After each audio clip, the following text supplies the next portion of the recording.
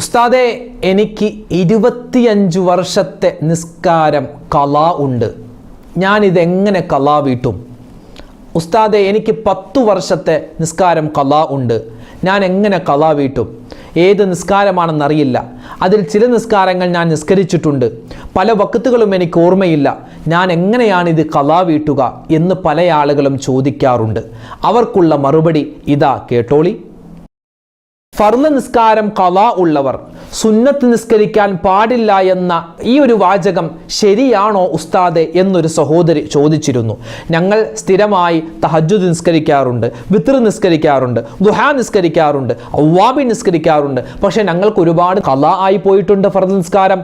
എങ്കിൽ ഞങ്ങൾക്ക് ഈ സുന്നത്തായ നിസ്കാരങ്ങൾ നിസ്കരിക്കാൻ പാടില്ലേ? എന്താണ് ഇതിൻ്റെ സത്യാവസ്ഥ? സത്യാവസ്ഥ എന്തെന്ന് ഈ വീഡിയോയിൽ പറയുന്നുണ്ട്, കേട്ടു നോക്കുക. ഒരുപാട് ഫർള് നിസ്കാരങ്ങൾ ഖളാ ഉണ്ട്. ഈ ഫർള് നിസ്കാരങ്ങൾ ഖളാ വീട്ടുമ്പോൾ ഉസ്താദെ, ആ ഏത് നിസ്കാരമാണെന്ന് നിജപ്പെടുത്തേണ്ട ആവശ്യമുണ്ടോ? ഉദാഹരണം പറഞ്ഞാൽ 2018 നവംബർ മാസം 14-ാം തീയതിയിലെ ളുഹർ നിസ്കാരം ഖളാ ആയി, അല്ലാഹു തആലാക്ക് വേണ്ടി ഞാൻ നിസ്കരിക്കുന്നു എന്നാണോ ഖളാ ആയി പോയ നിസ്കാരം ഖളാ വീട്ടുമ്പോൾ നിയ്യത്ത് വെക്കേണ്ടത്? ഒരു സഹോദരി ചോദിച്ചതാണ്. എന്താണ് അതിൻ്റെ ഉത്തരം? ഒരു മനുഷ്യൻ നിസ്കരിക്കാൻ നിൽക്കുമ്പോൾ അവൻ്റെ ചുറ്റിനും ശൈത്വാൻ ഇങ്ങനെ വട്ടം കറങ്ങുമെന്നാണ്. എന്നിട്ട് 7 തരത്തിലെ വസുവാസുകൾ, ഷർറുകൾ അവനക്ക് ഇട്ടുകൊടുക്കും. ഏതാണ് ആ ശൈത്താൻ ഇട്ടുകൊടുക്കുന്ന 7 വസുവാസുകൾ? ഈ വസുവാസുകൾ മാറാനുള്ള 2 പ്രധാനപ്പെട്ട മരുന്നുകൾ കൂടി നമുക്ക് ഈ വീഡിയോയിൽ കേൾക്കാം. അവസാനം വരെ കാണണേ, മറ്റുള്ളവർക്ക് കൂടി എത്തിച്ചു കൊടുക്കണേ. അസ്സലാമു അലൈക്കും വറഹ്മത്തുള്ളാഹി വബറകാതുഹു. അഊദു ബില്ലാഹി മിനശ് ശൈത്വാനിർ റജീം. ബിസ്മില്ലാഹിർ റഹ്മാനിർ റഹീം. അൽഹംദുലില്ലാഹി വകഫാ വസലാമുൻ അലാ ഇബാദിഹിൽ ലദീന ഇസ്തഫാ അമ്മാ ബഅദ്. സ്നേഹ, ബഹുമാന, ആദരവുകൾ നിറഞ്ഞ സത്യവിശ്വാസികളെ, ഉമ്മമാരെ, സഹോദരന്മാരെ, സഹോദരിമാരെ, അൽഹംദുലില്ലാഹ് അല്ലാഹു സുബ്ഹാനഹു വ തആല നമ്മളെല്ലാവരുടെയും ഈ ഒരുമിച്ച് കൂടൽ സ്വീകരിക്കുമാറാവട്ടെ. നമ്മൾ പറയുന്നതും കേൾക്കുന്നതുമായ കാര്യങ്ങൾ നമുക്ക് ഇരുലോകത്തും ഇരു കൂട്ടർക്കും അമൽ ചെയ്യാനുള്ള തൗഫീക്ക് നൽകി അനുഗ്രഹിക്കുമാറാവട്ടെ. ആഖിറത്തിൽ വലിയ പ്രതിഫലം കിട്ടുന്ന നല്ല അമലുകളായി അല്ലാഹു തആല നമ്മൾ കേൾക്കുന്ന ഈ അമലുകളെ സ്വീകരിക്കുമാറാവട്ടെ. ആമീൻ യാ റബ്ബൽ ആലമീൻ. ഒരുപാട് പേർക്കുള്ള സംശയത്തിൻ്റെ ഒരു നിവാരണമാണ് ഇന്നത്തെ വീഡിയോയിൽ നമ്മൾ പറയാൻ ഉദ്ദേശിക്കുന്നത്. ഫർള് നിസ്കാരം ഖളാ ഉള്ളവർ എങ്ങനെയാണ് ഖളാ വീട്ടേണ്ടത്? ഫർള് നിസ്കാരം ഖളാ ഉള്ളവർക്ക് സുന്നത്ത് നിസ്കാരം പറ്റുമോ? തുടങ്ങിയ ചില അതിപ്രസക്തമായ സംശയങ്ങൾ ഇൻഷാ അല്ലാഹ് അതിലേക്ക് നമ്മൾ കടന്നു വരികയാണ്. ആദ്യമായി പറയട്ടെ, നിസ്കാരം അത് നിർബന്ധമാണ്. മുഅ്മിനിൻ്റെയും കാഫിറിൻ്റെയും ഇടയിലുള്ള ഒരു വ്യത്യാസം എന്നത് വിശുദ്ധമായ ഇസ്ലാം പറയുന്നത് നിസ്കാരമാണ്. നിസ്കാരത്തെ പറ്റിയാണ് ആദ്യമായി ആഖിറത്തിൽ ചോദ്യം ചെയ്യപ്പെടുക എന്നാണ്.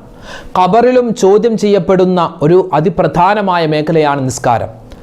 നിസ്കാരമില്ലാത്തവൻ്റെ ജീവിതത്തിൽ അല്ലാഹു ഒരു ഖൈറും കൊടുക്കില്ല. ഇങ്ങനെ ഒരുപാട് കാര്യങ്ങൾ നിസ്കാരവുമായി ബന്ധപ്പെട്ട് ഒരുപാട് ഹദീസുകൾ നമുക്ക് കാണുവാൻ സാധിക്കും. ഇനി പല ആളുകൾക്കുമുള്ള ഒരു സംശയമാണ്, പ്രത്യേകിച്ച് ഉമ്മമാരുണ്ട്, ഉപ്പമാരുണ്ട്. അതായത് ചില സഹോദരന്മാരൊക്കെ പറയാറുണ്ട്, പ്രത്യേകിച്ച് ചില ചെറുപ്പക്കാരൊക്കെ, ഉസ്താദെ, ഞങ്ങളുടെ നല്ല പ്രായത്തിൽ, ഞങ്ങളുടെ പ്രായപൂർത്തിയായി കഴിഞ്ഞ് ഞങ്ങളുടെ കോളേജിൽ പഠിക്കുന്ന ആ യുവത്വ കാലഘട്ടത്തിൽ ഞങ്ങൾ ഒരു നിസ്കാരവും നിസ്കരിച്ചിട്ടില്ല. അന്ന് വലിയ ഫാഷനായി, വലിയ അടിച്ചുപൊളിയായി ഞങ്ങൾ ജീവിക്കുകയായിരുന്നു, അല്ലെങ്കിൽ ഞാൻ ജീവിക്കുകയായിരുന്നു. ശേഷം എൻ്റെ കല്യാണമൊക്കെ കഴിഞ്ഞു, കുട്ടികളൊക്കെ ആയി, പതിയെ യൂട്യൂബൊക്കെ ഞാനൊന്ന് കാണാൻ തുടങ്ങി. ഇസ്ലാമിക് വീഡിയോകളൊക്കെ കാണാൻ തുടങ്ങിയതിന് ശേഷമാണ് നിസ്കാരത്തിൻ്റെ പ്രാധാന്യം എന്താണെന്നും നിസ്കാരം ഖളാ ആക്കിയാൽ എന്തൊക്കെയാണ് ശിക്ഷ എന്നും, അതുപോലെ തന്നെ നിസ്കാരം ഖളാ ഉള്ളവർ നിസ്കാരം ഖളാ വീട്ടൽ നിർബന്ധമാണ് എന്നുള്ള ആ ബോധമൊക്കെ ഇപ്പോഴാണ് എനിക്കുണ്ടായത്. എൻ്റെ ജീവിതകാലത്ത് കഴിഞ്ഞുപോയ 10 വർഷം അല്ലെങ്കിൽ 20 വർഷം 25 വർഷം എൻ്റെ നിസ്കാരമൊക്കെ ഖളാ വീട്ടാൻ എനിക്കുണ്ട് ഉസ്താദെ. ഞാൻ എങ്ങനെയാണ് ഖളാ വീട്ടുക? ആ നിസ്കാരം ഏതൊക്കെയാണെന്ന് എനിക്കറിയില്ല, ഏതൊക്കെയാണ് ഖളാ ആയി പോയതെന്നറിയില്ല, ഏതൊക്കെ ദിവസങ്ങളിൽ നിസ്കാരമാണെന്നറിയില്ല, ഏതൊക്കെ വക്തുകളിലെ നിസ്കാരമാണെന്ന് എനിക്കറിയില്ല. എനിക്ക് കഴിഞ്ഞ 25 വർഷത്തെ നിസ്കാരം ഖളാ ഉണ്ടെന്ന് മാത്രമേ എനിക്കറിയാവൂ. ഞാൻ എങ്ങനെയാണ് ഈ നിസ്കാരങ്ങൾ ഖളാ വീട്ടേണ്ടത് എന്ന് ഒരു സഹോദരന് അല്ലെങ്കിൽ ഒരു ഉമ്മക്ക്, ഒരു സഹോദരിക്ക് ഈ ഒരു സംശയമുണ്ടായാൽ അവർക്കുള്ള മറുപടി മഹാനായ സക്കരിയുൽ അൻസാരി റഹ്മത്തുള്ളാഹി അലൈഹി മഹാനവറുകൾ രേഖപ്പെടുത്തി വെക്കുന്നുണ്ട്. ഒരാൾക്ക് 25 വർഷത്തിന് ശേഷമാണ് കുറ്റബോധം ഉണ്ടാകുന്നത്. റബ്ബേ, എൻ്റെ നിസ്കാരം ഒരുപാട് ഖളാ ആയല്ലോ, ഇങ്ങനെ നടന്നാൽ ശരിയാവില്ലല്ലോ, എനിക്ക് മരിക്കേണ്ടവനാണ്, ഞാൻ മരിച്ചു കഴിഞ്ഞാൽ എനിക്ക് സ്വർഗത്തിൽ പോകണമല്ലോ, സ്വർഗത്തിൽ പോകണമെങ്കിൽ എനിക്ക് ഖളാ ആയി പോയ നിസ്കാരം ഖളാ വീട്ടണമല്ലോ, അപ്പോൾ ഞാൻ എന്ത് ചെയ്യും?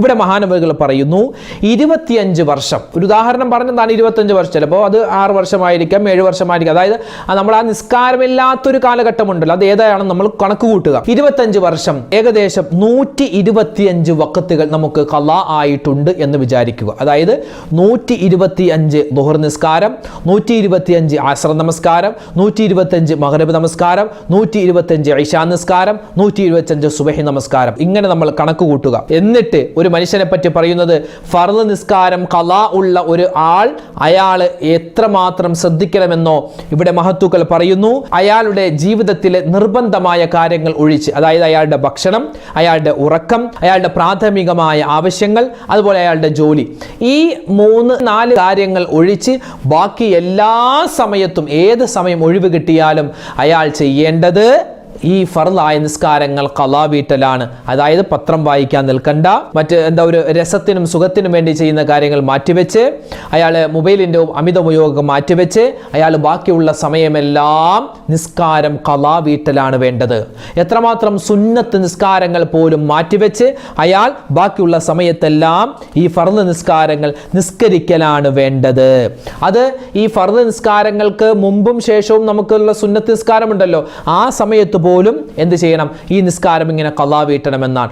125 ദുഹർ നിസ്കാരം അയാൾ ആദ്യം നിസ്കരിച്ച് വിട്ടട്ടെ, അത് കഴിഞ്ഞ് 125 അസ്ർ നിസ്കാരം, 125 മഗ്രിബ് നിസ്കാരം, അതിങ്ങനെ ഓരോ നിസ്കാരം കഴിഞ്ഞ് എഴുതി വെക്കണം, അല്ലെങ്കിൽ ഓർത്തു വെക്കണം എന്നാണ്. അത്രമാത്രം ഗൗരവമാണ്. ഇല്ലാതെ നമ്മളെ അല്ലാഹു തആല വെറുതെ വിടില്ല. അല്ലാഹു ആണ് പുറത്തു തരും, അല്ലേ? നമ്മൾ അല്ലാഹുവിനോട് പറഞ്ഞാൽ പുറത്തു തരും. പക്ഷേ നമുക്കറിയില്ലല്ലോ അല്ലാഹു തആല ഏതൊക്കെയാണ് നമുക്ക് പുറത്തു തന്നിട്ടുള്ളതെന്ന്. അതുകൊണ്ട് അല്ലാഹുമായിട്ടുള്ള ഈ ഹക്ക് ഇടപാട് നമ്മൾ വീട്ടുക തന്നെ വേണം. നിസ്കാരം ഖളാ ആയി പോയിട്ടുണ്ടെങ്കിൽ അത് മടക്കി നിസ്കരിക്കേണ്ടതാണ്. അത് ഓരോ വഖത്ത് നമ്മൾ ഫർളായ നിസ്കാരങ്ങൾ നിസ്കരിക്കുമ്പോൾ അതിൻ്റെ മുമ്പും ശേഷവുമായിട്ട് ഈ നഷ്ടപ്പെട്ടു പോയ ഫർള് നിസ്കാരം ഖളാ ആയി വീട്ടേണ്ടതാണ്. ഇപ്പോൾ ഖളാ ആയ നിസ്കാരത്തിന് നിയ്യത്ത് വെക്കുമ്പോൾ എങ്ങനെയാണ് ഉസ്താദെ? ഇപ്പോൾ 2017 നിസ്കാരമാണ് ഞാൻ ഖളാ വീട്ടുന്നത് എങ്കിൽ 2017 ജൂലൈ മാസം 7-ാം തീയതിയിലെ ളുഹർ നിസ്കാരം അല്ലാഹു തആലാക്ക് വേണ്ടി ഖളാ ആയിട്ട് അങ്ങനെ നിയ്യത്ത് വെക്കേണ്ട ആവശ്യമുണ്ടോ എന്ന് ചില ആളുകൾ ചോദിച്ചിട്ടുണ്ട്. അങ്ങനെ ആവശ്യമില്ല. അതായത് കഴിഞ്ഞു പോയ അല്ലെങ്കിൽ ഖളാ ആയി പോയ, നഷ്ടപ്പെട്ടു പോയ ളുഹർ നിസ്കാരം 4 റക്അത്ത് അല്ലാഹു തആലാക്ക് വേണ്ടി ഞാൻ ഖിബലക്ക് മുന്നിട്ട് നിസ്കരിക്കുന്നു എന്ന് നിയ്യത്ത് വെച്ചിട്ട് നമുക്ക് നിസ്കരിച്ചാൽ മതി. അല്ലാതെ കറക്റ്റ് ആ ഡേറ്റ് ഒന്ന് നിജപ്പെടുത്തണം, അങ്ങനെയൊന്നുമില്ല. പിന്നെയോ നമുക്ക് ആദ്യം ളുഹർ നിസ്കാരം ഖളാ വീട്ടാം, അല്ലെങ്കിൽ ആദ്യം അസ്ർ നിസ്കാരം, ആദ്യം സുബഹി, ഏത് അങ്ങനെ നിസ്കാരത്തിന് ഇടകലർത്തി വേണമെങ്കിൽ നമുക്ക് ഖളാ വീട്ടാം. അങ്ങനെ ആദ്യം ളുഹർ നിസ്കാരം തന്നെ നിസ്കരിക്കണം, അങ്ങനെയൊന്നുമില്ല. നമുക്ക് ഇഷ്ടമുള്ള രൂപത്തിൽ ആ നിസ്കാരങ്ങൾ ഖളാ വീട്ടിയാൽ മതിയാകുന്നതാണ്. അപ്പോൾ ഇതാണ് നിസ്കാരം ഖളാ വീട്ടുന്നതുമായി ബന്ധപ്പെട്ട് ഉള്ള നമ്മൾ അറിഞ്ഞിരിക്കേണ്ട മസ്അലകൾ. ഇനി ഇതുമായി ബന്ധപ്പെട്ട് ചില ഉമ്മമാർ ചോദിക്കുന്ന ചോദ്യമാണ്, ഉസ്താദെ, ഞങ്ങൾ ജീവിതത്തിൽ ഒരുപാട് നിസ്കാരങ്ങൾ ഖളാ ആക്കിയിട്ടുണ്ട്, ഖളാ ആയി പോയിട്ടുണ്ട്, അപ്പോൾ അതൊക്കെ ഞങ്ങൾ ഖളാ വീട്ടുന്നുണ്ട്. പക്ഷെ ഞങ്ങൾക്ക് ഒരുപാട് തഹജ്ജുദ് നിസ്കരിക്കാൻ ആഗ്രഹമുണ്ട്, അതുപോലെ വിത്ർ നിസ്കരിക്കാൻ ആഗ്രഹമുണ്ട്, അതുപോലെ അവ്വാബി നിസ്കരിക്കാൻ, ദുഹാ നിസ്കരിക്കാനൊക്കെ ആഗ്രഹമുണ്ട്, ഞങ്ങൾ നിസ്കരിക്കുന്നുണ്ട്. പക്ഷെ ഞങ്ങൾക്ക് ഒരുപാട് ഫർള് നിസ്കാരം ഖളാഉമുണ്ട്. അപ്പോൾ ഞങ്ങൾ എന്താണ് ചെയ്യേണ്ടത്? പല ഉസ്താദുമാരും പറയുന്നത് കേട്ടു, ഈ ഫർള് നിസ്കാരം ഖളാ ഉള്ള ആളുകൾ സുന്നത്ത് നിസ്കരിക്കാൻ പാടില്ല എന്ന്. അതെങ്ങനെ ശരിയാകും ഉസ്താദെ? അപ്പോൾ ഞങ്ങൾക്ക് സുന്നത്ത് നിസ്കരിക്കണ്ടേ എന്ന് ചോദിക്കുന്ന ആളുകളുണ്ട്. അവരോട് ഞാൻ സ്നേഹത്തോടെ പറയട്ടെ, ഇവിടെ മഹത്തുക്കളായ നമുക്ക് പണ്ഡിതന്മാർ, ആര് വെറും പണ്ഡിതന്മാരല്ല, ഈ കിതാബുകളൊക്കെ എഴുതിയ വലിയ മുഹഖിഖീങ്ങളായ ഇൽമിന്റെ ഫിഖഹിന്റെ അവഗാഹമുള്ള വലിയ പണ്ഡിത ശ്രേഷ്ഠർ നമുക്ക് പറഞ്ഞു തരുന്നത്, ഒരു മനുഷ്യനെ ഫർള് നിസ്കാരം ഖളാ ഉണ്ടെങ്കിൽ അവൻ ആ ഫർള് നിസ്കാരം ഖളാ വീട്ടാതെ സുന്നത്ത് നിസ്കരിക്കേണ്ടെന്നാണ്. ആ സുന്നത്ത് നിസ്കരിക്കുന്ന സമയത്തും അയാൾ എന്ത് ചെയ്യുക? ഒരു ഫർള് നിസ്കാരം ഖളാ വീട്ടുക.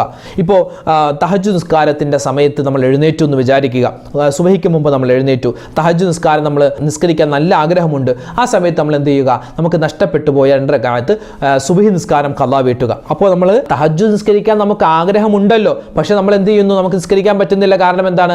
നമുക്ക് ഒരുപാട് നിസ്കാരം ഖളാ ഉള്ളത് കൊണ്ട്. അതുകൊണ്ട് ഇയാൾ തഹജ്ജുദിന്റെ സമയത്ത് തഹജ്ജുദ് നിസ്കാരം നിസ്കരിക്കണം നിസ്കരിക്കണമെന്ന് ആഗ്രഹമുള്ളതോടൊപ്പം തന്നെ സുബഹി നിസ്കാരം ഖളാ വീട്ടുമ്പോൾ അയാൾക്ക് സുബഹി ഖളാ വീട്ടിയ പ്രതിഫലവുമുണ്ട്, തഹജ്ജുദ് നിസ്കരിച്ചിന്റെ പ്രതിഫലം കിട്ടുമെന്നൊക്കെ മഹത്തുക്കളായ പണ്ഡിതന്മാർ കിതാബുകളിൽ രേഖപ്പെടുത്തി വെക്കുകയാണ്. അപ്പോൾ വിത്ർ നിസ്കാരം, ദുഹാ നിസ്കാരം, ഏത് നിസ്കാരമാവട്ടെ ആ സുന്നത്ത് നിസ്കാരങ്ങൾക്ക് പകരം ഇയാൾ എന്ത് ചെയ്യുക, ആ സമയത്ത് ഒരു ഫർളായ നിസ്കാരം ഖളാ വീട്ടലാണ് വേണ്ടത്. അത് പ്രത്യേകം നമ്മൾ മനസ്സിലാക്കി വെക്കുക. ഇത് വളരെ ഗൗരവമുള്ള കാര്യമാണെന്ന് നമ്മൾ മനസ്സിലാക്കുക. ഇങ്ങനെ ഖളാ ആയി പോയ ആരെങ്കിലും നമ്മുടെ കൂട്ടത്തിൽ ഉണ്ടെങ്കിൽ അവർക്കൊക്കെ ഈ കാര്യങ്ങൾ പറഞ്ഞു കൊടുക്കാൻ നമ്മൾ മറന്നു പോവരുത്. ഇനി നമ്മൾ പറയുന്നത് നിസ്കാരത്തിൽ ചില ഉമ്മമാർ ചോദിക്കും, ഉസ്താദേ ഞങ്ങൾക്ക് മെൻസസ് ആയ സമയത്ത് ഒരാഴ്ചത്തെ നിസ്കാരമൊക്കെ ഖളായുണ്ട്, അല്ലെങ്കിൽ പ്രസവിച്ച് കിടന്ന സമയത്ത് നിസ്കാരം ഖളായുണ്ട്, അത് ഞങ്ങൾ എങ്ങനെയാണ് ഖളാ വീട്ടേണ്ടതെന്ന്. സ്ത്രീകൾക്ക് അല്ലാഹു ഒരുപാട് ഓഫറുകൾ നൽകിയിട്ടുണ്ട് ഇബാദത്തിന്റെ വിഷയത്തിൽ. അതിൽപ്പെട്ട ഒന്നാണ്, നിങ്ങൾക്ക് മെൻസസ് ആകുന്ന സമയത്ത് 7 ദിവസമാവട്ടെ 15 ദിവസമാവട്ടെ മെൻസസ് ആണോ, നിങ്ങൾക്ക് ആ സമയത്തുള്ള നിസ്കാരം നിസ്കരിക്കാൻ പാടില്ല. നിസ്കരിച്ചാൽ അവിടെ ശിക്ഷ കിട്ടുമെന്നാണ്. യാ അല്ലാഹ്, നിസ്കരിച്ചാൽ അവിടെ ശിക്ഷ കിട്ടും. അതുപോലെ തന്നെ പ്രസവിച്ച പെണ്ണ് അവളെ പ്രസവരക്തം നിൽക്കുന്നത് വരെ അവൾക്ക് നിസ്കരിക്കേണ്ട എന്നാണ് അല്ലാഹു തആല, നിസ്കരിക്കാൻ പാടില്ലെന്നാണ്. ആ സമയത്ത് നിങ്ങൾക്കൊരു ഓഫറാണ്. അപ്പോൾ ഈ മെൻസസ് ഉള്ള സമയത്ത് അല്ലെങ്കിൽ പ്രസവ രക്തം പുറപ്പെടുന്ന ആ സമയത്തൊക്കെയുള്ള നിസ്കാരം നിങ്ങൾക്ക് നിസ്കരിക്കാൻ പാടില്ല, അതുപോലെ ഖളാ വീട്ടേണ്ട ആവശ്യവുമില്ല. ഇനി നമ്മൾ ശ്രദ്ധിക്കേണ്ടത്, നിസ്കരിക്കുന്ന സമയത്ത് നമുക്ക് ഒരുപാട് വസ്വാസുകൾ വരാറുണ്ട്. പ്രത്യേകിച്ച് ഒരാൾ നിസ്കരിക്കുന്ന സമയത്ത് അവൻ്റെ ചുറ്റിനും ശൈത്വാൻ ഇങ്ങനെ വട്ടം കറങ്ങുമെന്നാണ്. ശൈത്താൻ ഇങ്ങനെ വട്ടം കറങ്ങിയിട്ട് അവനെ ഇങ്ങനെ ഒരുപാട് ശാരീരികമായ ഉപദ്രവങ്ങൾ അല്ലെങ്കിൽ മാനസികമായ ഉപദ്രവങ്ങൾ കൊടുക്കുമെന്നാണ്. അവർക്ക് ഒരുപാട് വസ്വാസുകൾ, ഒരുപാട് ഷർറുകൾ ഇട്ടുകൊടുക്കുമെന്നാണ്. ഇവിടെ നമ്മൾ എല്ലാവരും നിസ്കരിക്കുന്നവരാണ്. നിസ്കരിക്കുന്ന സമയത്ത് പലരുടെയും നിസ്കാരം അല്ലാഹു സ്വീകരിക്കാത്തതിൻ്റെ പ്രധാനപ്പെട്ട കാരണം നിസ്കാരത്തിൻ്റെ 14 ഫർളുകളിൽ 9ാമത്തെ ഫർള് അവർ എടുക്കുന്നില്ല എന്നതാണ്. എന്താണ് ഈ 9ാമത്തെ ഫർള്? 9ാമത്തെ ഫർള് തുമഇനീനത്ത് എന്നാണ്. തുമഇനീനത്ത് എന്ന് പറഞ്ഞാൽ അനക്കമടങ്ങുക. അതായത് റുക്കൂഅ് ചെയ്യുമ്പോൾ, ഇഅ്തിദാൽ ചെയ്യുമ്പോൾ, സുജൂദ് ചെയ്യുമ്പോൾ, സുജൂദിൻ്റെ ഇടയിലെ ഇരുത്തത്തിൽ ഒക്കെ തുമഇനീനത്ത് അനക്കമടങ്ങുക. ഒരു സുബ്ഹാനല്ലാഹ് പറയുന്ന ആ ഒരു സമയമെങ്കിലും നമ്മൾ അനക്കമടങ്ങി, അതായത് ഒരു അവയവവും ചലിപ്പിക്കാത്ത നിലയിൽ നമ്മൾ ഉണ്ടാവണമെന്നാണ്. റുക്കൂഅ് ആണെങ്കിൽ റുക്കൂഇൽ തന്നെ അനക്കം ഇല്ലാത്ത അവസ്ഥയിൽ നിൽക്കണമെന്നാണ്. എന്നാൽ മാത്രമേ അത് നിസ്കാരം ശരിയാകൂ. ഇത് പല ആളുകളും ബ്രേക്ക് ഇല്ലാത്ത വണ്ടി പോലെ ഇങ്ങനെ നിസ്കരിച്ചുകൊണ്ടിരിക്കുക. റുക്കൂഅ് ചെയ്യുന്നു, സുജൂദ് ചെയ്യുന്നു, ഇങ്ങനെ അനങ്ങി അങ്ങനെയല്ല. നമ്മൾ റുക്കൂഅ് ചെയ്താൽ റുക്കൂഅയിൽ കുറച്ച് നേരം നിൽക്കണമെന്ന് ആ ദിക്ർ പറയുന്ന സമയത്തൊക്കെ തുമഇനീനത്ത് വേണം, അനക്കമടങ്ങണം. അത് പല ആളുകൾക്കുമില്ല. മഹത്തുക്കളായ ഉലമാക്കൾ പറയുന്നു, ഒരു മനുഷ്യൻ അവൻ നിസ്കരിക്കുന്ന സമയത്ത് സബഅത്തു അശിയാഅ ഫി സ്വലാത്തി മിനശ് ശൈത്വാൻ, 7 കാര്യങ്ങൾ ശൈത്വാനിൽ നിന്നുണ്ടാകുമെന്നാണ്. ഒന്നാമത്തേത് അർറുആഫ്. ഇത് ചില ആളുകൾക്കാണ് ഉണ്ടാവുക, തരിമൂക്ക് പൊട്ടി, അതായത് മൂക്കിൽ നിന്ന് രക്തം വരും. വളരെയധികം വിരളമായി കാണുന്ന ഒരു ശൈത്വാനിക ഉപദ്രവമാണ്. നിസ്കരിക്കാൻ നിന്നാൽ മൂക്കിൽ നിന്ന് രക്തം വരും, അല്ലെങ്കിൽ വായിൽ നിന്ന് രക്തം വരും, ചെവിയിൽ നിന്ന് രക്തം വരുന്ന ഒരു അവസ്ഥ. ഇത് ശൈത്വാനിൽ നിന്നുള്ളതാണ്. അല്ലാഹു കാക്കുമാറാവട്ടെ. രണ്ടാമത്തേത് വന്നുആസ്, തൂങ്ങി ഉറക്കം. നിസ്കരിക്കാൻ കൈകെട്ടിയാൽ പിന്നെ ഇങ്ങനെ ഉറക്കം വരും. എന്താണെന്നറിയില്ല, ഇങ്ങനെ ഉറക്കം വന്നുകൊണ്ടിരിക്കും. സുജൂദിൽ ഉറക്കം, അത്തഹിയാത്തിൽ ഉറക്കം, ഇങ്ങനെ ഉറക്കം വന്നേകൊണ്ടിരിക്കും. അത് ശൈത്താൻ്റെ ഉപദ്രവമാണ്. 3 സമയത്തുള്ള ഉറക്കം അല്ലാഹുവിന് ഇഷ്ടമല്ല. 1 ദിക്റിന്റെ മജ്ലിസിലുള്ള ഉറക്കമാണ്. 2 സുബഹിക്ക് ശേഷം, അതായത് സുബഹി നിസ്കാരം കഴിഞ്ഞ് ഉദയത്തിന് മുമ്പുള്ള ടൈമിൽ കിടന്നുറങ്ങുക. അതുപോലെ ഇശാ മഗ്രിബിന്റെ ഇടയിൽ കിടന്നുറങ്ങുക. അതുപോലെ അസറിന് ശേഷം ഉറങ്ങൽ, അത് അല്ലാഹുവിന് ഇഷ്ടമില്ലാത്തൊരു ഉറക്കമാണ്. അത് ഭ്രാന്തുണ്ടാകുമെന്നൊക്കെ നമുക്ക് മഹത്തുക്കൾ പഠിപ്പിച്ചു തരുന്നു. 3ാമത്തെ അല്ലാഹുവിന് ഇഷ്ടമില്ലാത്ത ഒരു ഉറക്കം, അത് നിസ്കാരത്തിലെ ഉറക്കമാണ്. അതുപോലെ 3ാമത്തെ വസ്വാസാണ്. ഫാത്തിഹ ശരിയായോ, സൂറത്ത് ഓതിയോ, സൂറത്ത് ശരിയായോ, നിയത്ത് വെച്ചോ, നിയത്ത് ശരിയായോ, റുക്കൂഅ് ചെയ്തായിരുന്നോ, റുക്കൂഅയിൽ എത്ര പ്രാവശ്യം ദിക്ർ പറഞ്ഞു, ഇങ്ങനെ ഒരുപാട് വസ്വാസുകൾ ഇങ്ങനെ വന്നുകൊണ്ടിരിക്കും. അതും ശൈത്താനിൽ നിന്നുള്ളതാണ്. 4ാമത്തേത് കൈകെട്ടിയ അപ്പ കോട്ടുവാ തുടങ്ങി ആന്നൊക്കെ പറഞ്ഞു, ഇങ്ങനെ നിസ്കാരത്തിൽ ആന്നൊക്കെ പറയും. അതായത് അർത്ഥമുള്ള ഒരക്ഷരമോ അർത്ഥമില്ലാത്ത 2 അക്ഷരമോ ഉച്ചരിക്കാൻ പാടില്ലെന്നാണ്. ഉച്ചരിച്ചാൽ നിസ്കാരം ബാത്തിലാകും. ഇവിടെ എന്നൊക്കെ പറഞ്ഞിങ്ങനെ എന്താ പറയുക, നമ്മൾ സാധാരണ നിസ്കാരത്തിൽ അല്ലാത്ത സമയത്ത് ഒരു റാഹത്തായിട്ട് കോട്ടുവായിടുന്നത് പോലെ നിസ്കാരത്തിലും ഇങ്ങനെ കോട്ടുവായിടുകയാണ്. അതുണ്ടാവാൻ പാടില്ല. അതുണ്ടായാൽ അതൊരു ശൈത്താൻ്റെ ഷർറാണ്. അങ്ങനെ കോട്ടുവാ ഇടാൻ പാടില്ല ഉസ്താദ്, ഞങ്ങൾ കോട്ടുവാ വന്നാൽ എന്ത് ചെയ്യും? കോട്ടുവാ നിസ്കാരത്തിൽ വന്നാൽ നമ്മുടെ ഇടത് കൈയുടെ ഈ പുറം ഭാഗം വെച്ച് നമ്മളിങ്ങനെ അമർത്തി പിടിക്കണം. അല്ലാതെ ഇങ്ങനെ വെറുതെ കൈയൊന്നും വെക്കാതെ എന്ന് പറഞ്ഞിങ്ങനെ വാ തുറന്ന് വെക്കരുത്. അതൊരു അദബ് കേടാണ്. 5ാമത്തേത് വൽ അബസു ഫിശ്ശൈ, അതായത് എന്തെങ്കിലും ഒരു കാര്യം കൊണ്ട് കളിച്ചിരിയിൽ ഏർപ്പെടുക. തൊപ്പി വെച്ച് നിസ്കരിക്കും ഇരിക്കുമ്പോൾ തൊപ്പി അങ്ങോട്ട് വെക്കുക, ഇങ്ങോട്ട് വെക്കുക, മക്കനെ ഒന്ന് നേരെ ശരിയാക്കുക, കോളർ ഒന്ന് ശരിയാക്കുക, വാച്ചൊക്കെ ഒന്ന് നേരെയാക്കി വെക്കുക, കണ്ണട ശരിയാക്കി വെക്കുക, ഇങ്ങനെയുള്ള കളിച്ചിരി തമാശകൾ നിസ്കാരത്തിൽ കാണിക്കുക. ഒരു നേരം പോക്ക്, ഏതായാലും നിസ്കരിക്കുമല്ലോ, നേരം പോക്ക്. തറാവീഹിനൊക്കെ നിൽക്കുമ്പോൾ എന്തെങ്കിലും നേരം പോകണ്ടേ? ഉസ്താദ് ഇങ്ങനെ ഓതുന്നുണ്ട്, അത് കേട്ടിട്ടൊന്നും മനസ്സിലാവുന്നില്ല. അപ്പോൾ എന്തെങ്കിലും ഒരു നേരം പോകാൻ വേണ്ടി അങ്ങോട്ട് ചെരിഞ്ഞ് ഇങ്ങോട്ട് ചെരിഞ്ഞ് അത് നോക്കി ഇത് നോക്കി നിൽക്കുക. ഇതെന്താണ്? ശൈത്താനിൽ നിന്നുണ്ടാകുന്നതാണ്. ആറാമത്തേത് വൽ ഹഖാഖ്, ചൊറിച്ചിൽ. നമ്മൾ സാധാരണ ആ ഭാഗത്ത് ചൊറിയാറിയില്ല, പക്ഷേ നിസ്കാരത്തിന് കൈ കെട്ടി ഇങ്ങനെ ചൊറിച്ചിൽ, അവിടെ ചൊറിയൽ, തല ചൊറിയൽ, മൂക്ക് ചൊറിയൽ, അല്ലെങ്കിൽ തലയുടെ പിറകു ഭാഗം ചൊറിയൽ, അതുപോലെ മൂക്കിൻ്റെ ഉള്ളുഭാഗം ചൊറിയൽ, അതുപോലെ തന്നെ ചെവിയുടെ ഉൾഭാഗം ചൊറിയൽ, രഹസ്യഭാഗത്ത് ചൊറിയൽ, ഇങ്ങനെ ചൊറിച്ചിലേ വന്നുകൊണ്ടിരിക്കും. അതെന്താണ്? ശൈത്താനിൽ നിന്നുള്ളതാണ്. ഏഴാമത്തത് ഇൽത്തിഫാത്ത്, ഇങ്ങനെ തിരിഞ്ഞു നോക്കണം, ആരെങ്കിലും പുറകിലുണ്ടോ, ആരെങ്കിലും ഉണ്ടാവുമോ, അല്ലെങ്കിൽ ആരാണ് ഇപ്പോൾ വന്നത്, ആ വഴി ഇപ്പോൾ ആരാ പോയത്, ഒന്ന് നോക്കിയാലോ, ഇപ്പോൾ ആരും അറിയുന്നില്ലല്ലോ, ഇങ്ങനെ തിരിഞ്ഞു നോക്കാനുള്ള ഒരു തോന്നൽ ഇങ്ങനെ വന്നുകൊണ്ടിരിക്കും. അതെന്താണ്? ശൈത്താനിൽ നിന്നുള്ളതാണ്.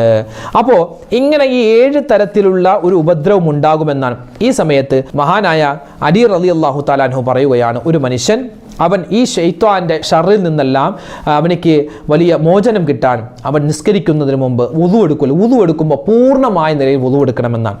വുദു എടുക്കുമ്പോൾ പൂർണ്ണമായ നിലയിൽ വുദു എടുക്കുക. അതോടൊപ്പം തന്നെ അവൻ ഓരോ റക്അത്തിലും ഫാത്തിഹയ്ക്ക് മുമ്പ് അഊദു ബില്ലാഹി മിനശ് ശൈത്വാനിർ റജീം എന്ന് നല്ല വ്യക്തമായി ഉച്ചരിക്കണം, നല്ല വ്യക്തമായി പറയണമെന്നാണ്. എന്നാൽ ഈ ശൈത്താൻ്റെ ഈ ഷറുകളിൽ നിന്നുമുള്ള വലിയ കാവൽ അള്ളാഹുവിൻ്റെ ഭാഗത്തു നിന്നുണ്ടാകും. അള്ളാഹു സുബ്ഹാനഹു വ തആല തൗഫീക്ക് നൽകുമാറാവട്ടെ. അപ്പോൾ നമ്മൾ നിസ്കാരവുമായി ബന്ധപ്പെട്ടുള്ള ചില കാര്യങ്ങളാണ് ചർച്ച ചെയ്തത്. ഈ കാര്യങ്ങൾ മനസ്സിലാക്കി വെക്കുക, ഇത് മറ്റുള്ളവരിലേക്ക് എത്തിച്ചു കൊടുക്കുക. അവർക്കുമൊക്കെ ഇതുമായി ബന്ധപ്പെട്ട് ഒരുപാട് സംശയങ്ങൾ ഉണ്ടാകും, അതൊക്കെ മാറട്ടെ. എല്ലാവരുടെയും നിസ്കാരം ശരിയാവട്ടെ. അള്ളാഹു തആല നമുക്ക് നല്ല രൂപത്തിൽ ഇബാദത്ത് എടുക്കാനും അതുവഴി സ്വർഗ്ഗത്തിൽ കടക്കാനും പടച്ച തമ്പുരാൻ നമുക്ക് തൗഫീക്ക് നൽകി അനുഗ്രഹിക്കുമാറാവട്ടെ. അൽഹംദുലില്ലാ, ഒരുപാട് പേര് നമ്മുടെ വീഡിയോകൾക്ക് താഴെ കമൻറ്റുകൾ രേഖപ്പെടുത്തുന്നു. ഒരുപാട് പ്രയാസങ്ങൾ പറയുന്നവരുണ്ട്, സന്തോഷങ്ങൾ പറയുന്നവരുണ്ട്. അള്ളാഹു സുബ്ഹാനഹു തആല എല്ലാവരുടെയും എല്ലാ പ്രയാസങ്ങളും മാറ്റിക്കൊടുക്കുമാറാവട്ടെ. ഹലാലായ മുറാദുകൾ അള്ളാഹു ഹാസിലാക്കുമാറാവട്ടെ. രോഗങ്ങൾക്ക് ശിഫാ നൽകട്ടെ. കടങ്ങൾ കൊണ്ട് പ്രയാസപ്പെടുന്നവരുണ്ട്, അതുപോലെ വീടില്ലാത്തവരുണ്ട്, മക്കളില്ലാതെ വിഷമിക്കുന്നവർ, ജോലിയില്ലാതെ പ്രയാസപ്പെടുന്നവർ, എല്ലാവർക്കും അള്ളാഹു ഖൈറുകൾ ബറക്കാത്തുകൾ നൽകി അനുഗ്രഹിക്കുമാറാവട്ടെ. മരണപ്പെട്ടു പോയവർക്ക് അള്ളാഹു മഗ്ഫിറത്ത് നൽകട്ടെ. ആമീൻ. ഇൻഷാ അള്ളാഹ് നാളെ മറ്റൊരു വീഡിയോയുമായിട്ട് നമുക്ക് കാണാം. അള്ളാഹു തൗഫീക്ക് നൽകട്ടെ. അള്ളാഹു നമ്മുടെ സദസ്സിനെ സ്വീകരിക്കട്ടെ. ആമീൻ. അസ്സലാമു അലൈക്കും വറഹ്മത്തുള്ളാഹി വബറകാതുഹു.